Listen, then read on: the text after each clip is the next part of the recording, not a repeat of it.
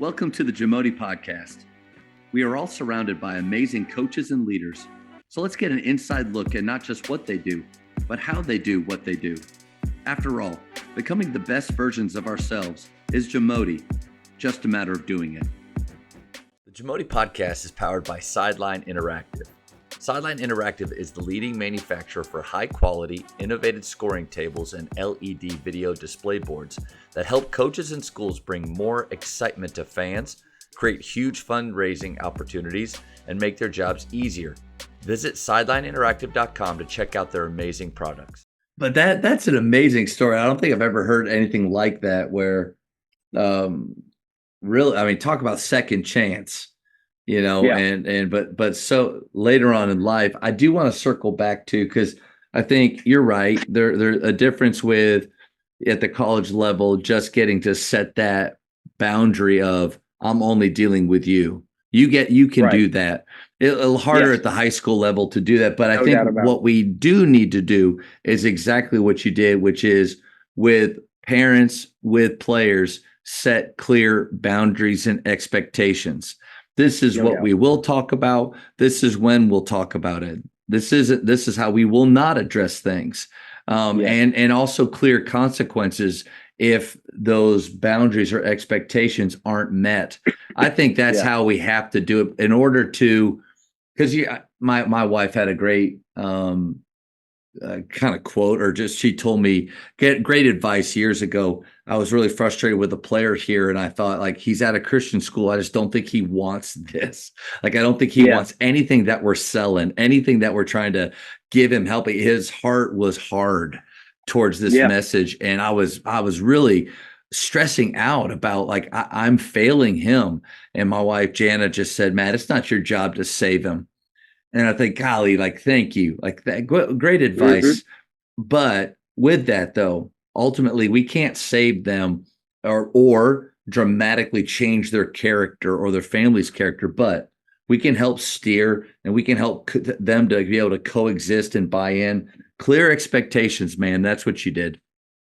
No doubt about it. And that's we set those boundaries with those guys, especially those second chance guys. And I had my character coach at NSU do the same thing to me. I used to beat myself up when guys did not make it. It was my fault. I failed them. And one day he walked in the office and Jeffrey Kaufman and said, "What's up with you, man? Something's on your mind. Something's wrong." I just said, "Man, I had to kick off so-and-so today. And I just feel like I failed him. I feel like I let him down, didn't do my job." And he said, "Man, same thing. You can't save every one of them." He goes, "As a matter of fact, what you just did is probably a blessing for him, because now he might be able to go somewhere and play for somebody that can help him and that will get to him and that will reach him." And at the same time, by you trying to help him and trying to save him and trying to reach him, and he's not letting you, you're hurting the other 13 guys that are on your roster that you can and that are willing to let you save them. So I even had somebody that's very close to me the other day. We're losing our conference player of the year. This is where college basketball is at. He's conference player of the year. He averaged 20 a game and a great character kid. I never thought that he would leave us, but like any kid that's being offered a chance, he wouldn't have been able to leave if they didn't change the rule in the middle of the year. So that sucks too. But he's not going to graduate. A good student. He's just not in place to graduate yet, and he's a double transfer, so he wouldn't have been able to leave. But he's able to leave now, and someone, and I took a 24 hours to be angry and get it out of my system, and then, put that chip on my shoulder and turn the page. I told myself I'm going to wake up the next day and I'm going to turn the page. But someone close to me that's very dear to me said, "Hey, listen, Taylor Peter is the kid's name. He came into our program 3 years ago, and he's a great kid. He's a high character. I love coaching him. Obviously, he's gotten better and better, and now the conference player of the year, our first team all region." But she said 3 years ago, Taylor needed you, and he came into the program and he needed you. And he goes, "You know what? There's probably someone else out there that needs you, and God's moving Taylor aside so that next person can step in and you can help them." And man, that talk about mission, talk about significance. That hit. So very wise. Thank you for sharing that and showing the kind of that vulnerable side of coaching that we all have felt that before. And I don't think at coaches clinics you necessarily hear the guy No, talking about no, that. It's more about his X's and O's, and which are usually great. But you're right. That loss that we've all felt before with it, when a player or a family makes a decision or a change that you just don't understand, man, the ability to let go and the ability to trust that someone else is going to fill that seat that needs to fill that seat. Talk about right. mind shift right there, man. No doubt about it. No doubt about it. That hit me pretty tough. Um, and again, Taylor will move on to another program to where, um, you know, maybe that, and Taylor is an amazing individual. And he's helped me maybe, I think maybe as much as I've helped him. And maybe a coach that he's going to play for next year needs him, you know? Yeah. Yeah. Or a player on that team. Maybe he'll witness to a player on that team, and that player will find God. You never know um, what's what the plan is, but you just got to have faith. Yeah. Kind of changing gears a little bit from your standards and pillars and the fact that obviously you choose the guys that come onto your team. There's this kind of idea or debate is can you choose your style of play regardless of the players you have, or does your style of play depend on the type of players that you have? Where do you kind of land with that? Um, first of all, we're looking for the guys that fit these pillars. We're looking for those everyday guys. It's crazy, and you talk about gladiators, but one of the things that we do every time a player comes on our campus is I'm a big fan of the guys that were killers. I'm a Michael Jordan guy. If you want to debate with me about LeBron, we can debate all day. But the thing that sets him apart for me is that killer. No doubt. That Watch The guy that Last would, Dance, and you just, yeah, there's no doubt. yeah, you just rip your head off to win. That's And those are right. my type of guys. So my guy right behind Jordan is Kevin Garnett. Hmm. I just love the way Kevin Garnett attacked the game, and he had the show on TNT a few years ago. Area 21 is what it was called. He wore number 21, and there's a video that's like 2.5 minutes long. If you just type in KG Area 21, it'll come up, and it is like the trailer for his show. And he talks about having the love of the game and what it takes to win and being a competitor. And he curses a couple times in it. They block it out from, but just that the mindset that he takes towards being a player and what it takes to be good. And he even says that, hey, young bucks, this might not be for you. You Hmm. might not be ready for this because this is it. We're not friends with them. That it's us against them. I know that's your boy. I mean, I almost know it by heart. I can Yeah. because I've seen it 350 times. But we show it to every recruit, and I tell them if the hairs don't stand up on your arm when you're watching this video, if you're scared watching this video, then this isn't for you Yeah. because I feel like that dude up there is me talking to you. And if you can't watch this video and get excited, then this isn't for you. It's not going to be for you because we need those guys that are killers. So that's the first thing that we're looking for. I tell my guys all the time that my teams that are successful take on my personality. And when you take my personality to the floor, we're going to be really good. And that's my personality, that competitive killer. We're gonna knock your head off. And we play physical. I love watching teams like Houston. My mentors coming up through the business. I worked for Chris Jans twice. Matt Painter and Bobby Huggins are dear friends. Those guys that just are grinded out guys. Their teams are gonna guard you. Teams are gonna punch you in the mouth. Um, I'm from West Virginia, so I went to the Houston, West Virginia game down in Houston this year, the crazy game that ended on a Hail Mary. Um, yeah, that was nuts. But I got the chance to go over, and Bobby Champagne used to be a Division II coach, and we went to get coached against each other, and he's on the staff there now. And he gave me a tour of the facility, and they were ending practice, and I got to hang out with Kelvin for a little bit. And those are my type of guys. Like Yeah. I love those type of guys, and we're looking for those types of tough players. So, I think some of the things that we do Style wise, we have certain things that we look for. We have a vision of the type of guys we want at each position. Working for Chris Jans, it kind of got me away from small guards. We don't take small guards unless they're special, unless they're Yeah. just super special. He used to say, "Don't bring me anybody under 6 foot unless they're going to be a first team all league guy." He just wouldn't even look at him really unless they were just a no brainer. Obviously, we're looking for that character. We want everybody to be able to shoot it. We're not necessarily, our fives don't necessarily need to shoot it, but it's a bonus if they can step out and shoot the three. But we want everybody on the perimeter 1 through 4 to be able to shoot threes, and we did that this year. It's one of the reasons we were so successful. Our 4 starters, the 1 through 4, all shot 38% and above from three. Hmm. And our team shot at 40% as a team from three. Yeah. So I think we led our league.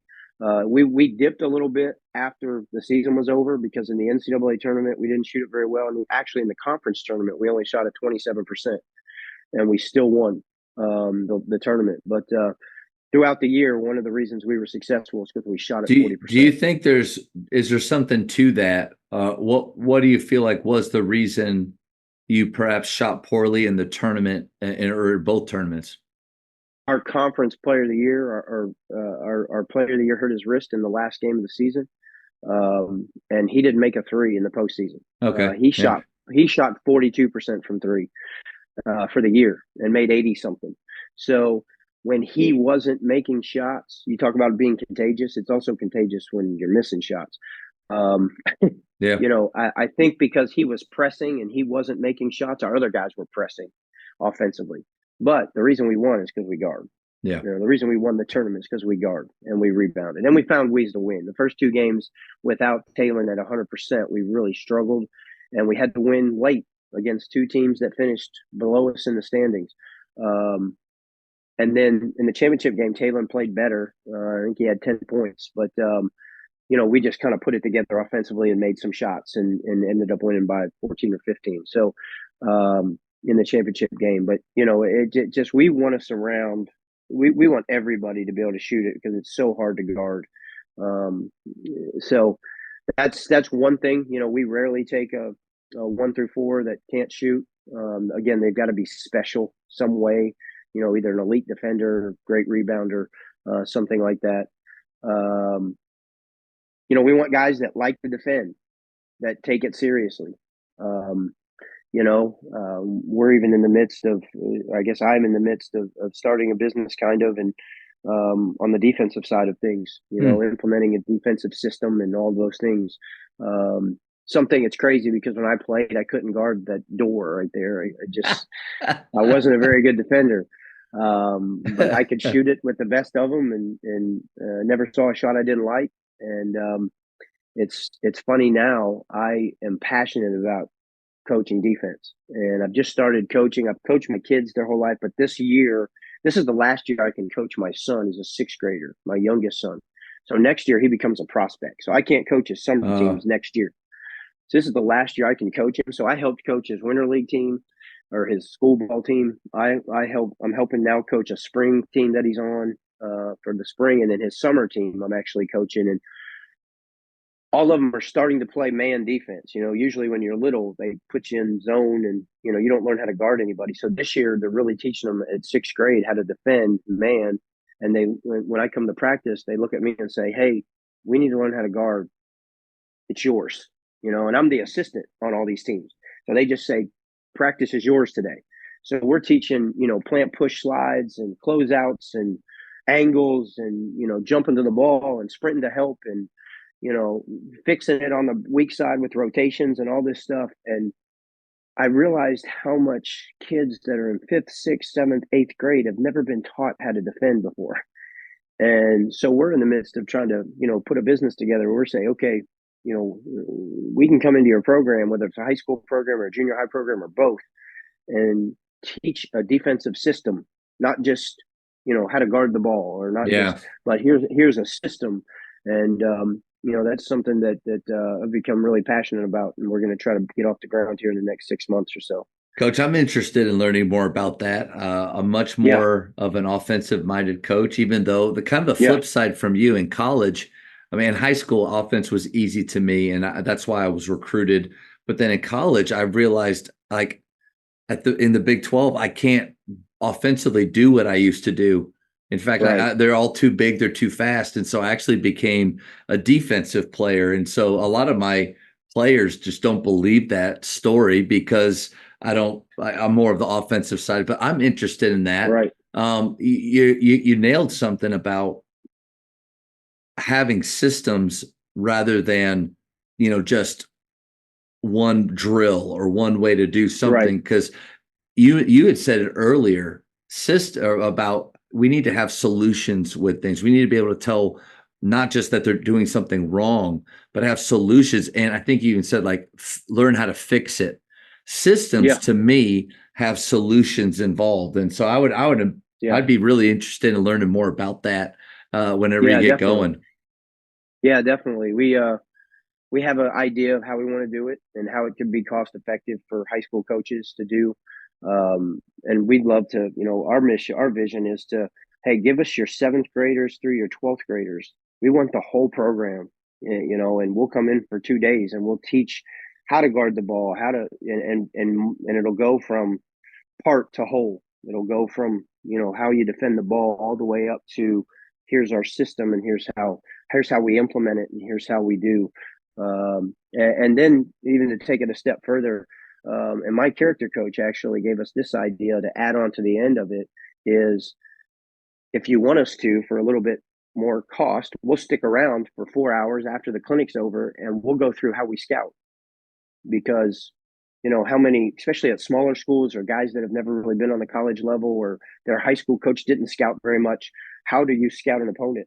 And we'll bring film and all this other stuff into it to show you how we scout, how we break down personnel, how we take away certain things, what our philosophy is with that. And it's he said, my character coach, we're sitting around at the NCAA tournament and we're watching film and our team leaves and he's sitting there and he has a perplexed look on his face and he's like, can you market what we just did? And I'm like, yeah, maybe. And he's Yeah. like, well, he goes, my high school coaches never did this. Mm. Like, how, you guys, and we get really in depth. I know we probably do it a lot more than most people do. We get super in depth on, we believe that we can sway the game 8 to 10 points by just knowing our personnel and knowing what they're going to run and what they like to do the most and what their tendencies are. We believe in that. Well, But I think you show coaches everything that you do, and just yeah, we it's up to us then to understand right. with our time. Like I don't teach. I have AP Silent Study Hall, so that's not hard. And but like Hmm. a lot of coaches do have a full teaching, Right. though. So it's like figure out what you can do from what Yes. you're doing, and even with the systems too, because I think sometimes the problem with even like if I ever get to come in and what we call flow is our 5 out dribble drive. If I ever come in Right. and show something like that, I mean, in my mind, I love it and I see the possibilities in it. But ultimately, these coaches have to know their kids. They have to know Hmm. themselves, what they can truly get behind and believe in, or else No doubt. I think players see through the, oh, this is just something new that this guy told him to do, but he doesn't really believe in that. So like you got to know No doubt. yourself and then choose what works best for your program. And that's what we would do with this building a system when we come in. We would talk about, okay, what do you believe in when you guard a ball screen? What does your personnel allow you to do? See, that's the next point I was going to get to with, what we want to bring in. Like we want our fives to be able to hedge a ball screen. We want our fives to be able to run the floor. We want our fives to be able to protect the rim. So we want longer athletic guys. We don't want big plotters down there, because that just doesn't fit our system. We want to be relentless defensively. We want to get out and pressure the ball. So we want somebody back there that can protect the rim. We want somebody that can run out and hedge a ball screen. And so everybody's program is different. someone might not have somebody that can do that. So here's what we can suggest that you do on ball screens, or here's what works best for us. Do we want to, do you want to ice swing ball screens? Do you want to jam high ball screens? Do you drop coverage? I hate drop coverage, but sometimes that's really all that you can do. Tell me why you hate it. Because I think guards, especially on our level and above, or if you have a really good player on the high school level, they'll just attack that big and do whatever they want. Yeah. And if your big is dropping, it's usually because he's not a great athlete, so it's hard for him to recover. So if he steps up to stop the ball, and the guy rolls like he's supposed to, they're just going to drop it off. And if you drop coverage and have a guy that can shoot it, then you're done. That dude's going to pop and he's going to make shots. Yeah. So it just and maybe I don't teach it very well. Well, Coach, I'll tell you, the reason I ask is it's funny. Full transparency. We ran more man-to-man this year than ever before, or the last 3 years combined, like this season. And it just worked well with our guys. They seem to really like it. And I've been more of a pressure 3-2 zone guy. I know like when you say that out loud, I'm a zone guy, like people almost start to like roll their eyes and sigh. Like you can still play hard out of a zone, but we went more man. Sometimes harder. Yeah, but it fit our guys. This fit our guys better, which there's a whole other conversation in that. Right. But we did go to down and we had, I think, guys mobile enough to hedge, but maybe it's level 2, because you're right on the money. A guard that can come downhill and make the life hard of that big, that's different. Or also too, if offensively, if their spacing actually allows for that, I think a lot of times I see guards come off of ball screens and space being taken away by other players to where it's really easy for that guy to stay in front. But what I love the most, I think what I saw this year is, if I look at a shot chart, I want to see from us paint and outside the threes and almost completely empty space in the wings, of the key. And so like, I think it promotes them taking dribble pull-ups a little bit more, which at the end of the day, for me, and this is where I think the level of play is different, no doubt, matters. That's a win. But like for you, if they're going to make you pay, then you better change your mind. Yeah. And, I think we like to pressure and fight over the screen, and that's what we teach. And then when you start dropping, and then you try to go under it, or you continue to go over it, and that guy can get downhill and attack your big, that's where we're just not very good. But also too, like level of play.